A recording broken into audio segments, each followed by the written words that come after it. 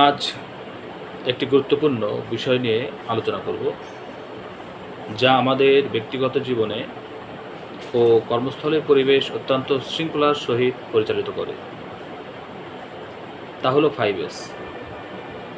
5S হলো একটি Japanese পদ্ধতি, যা কর্মক্ষেত্রকে আরও সুসংগঠিত, পরিচ্ছন্ন এবং নিরাপদ করতে ব্যবহৃত হয়। এই 5টি ধাপ হলো, একটা হচ্ছে সর্ট। সর্ট হলো সারি করা বা বাছাই করা। এই পদ্ধতিতে অপ্রয়োজনীয় জিনিসপত্র চিহ্নিত করে কর্মস্থল থেকে সরিয়ে ফেলতে হবে। যা প্রয়োজন নেই তা সরিয়ে ফেললে জায়গা পরিষ্কার এবং মূল্যবান স্থান সাশ্রয় হবে। 2 নম্বর হচ্ছে সেট ইন অর্ডার, বাংলায় যাকে বলে সাজানো। এই ধাপে প্রয়োজনীয় জিনিসগুলো এমনভাবে সাজাতে হবে যাতে যেগুলো সহজেই খুঁজে বের করা যায়। যে জিনিসটা আমার দরকার, আমি যেন প্রয়োজনের সময় ওই জিনিসটা হাতের কাছে পাই। এই সিস্টেমটাই হচ্ছে সেট ইন অর্ডার। 3 নম্বর হচ্ছে শাইন। শাইনের বাংলা হচ্ছে পরিষ্কার করা।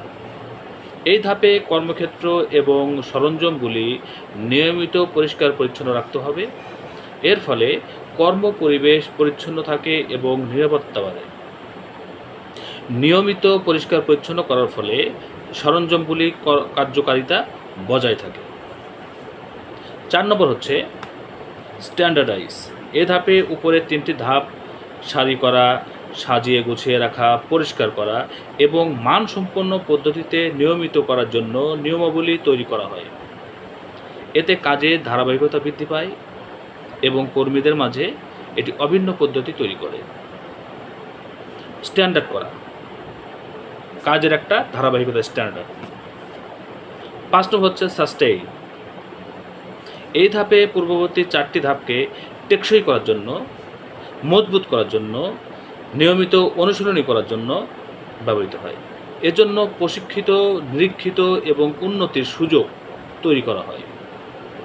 এই ধাপটি নিশ্চিত করে যে 5S পদ্ধতি দীর্ঘমেয়াদী প্রক্রিয়া সম্পন্ন হয়েছে। ধন্যবাদ।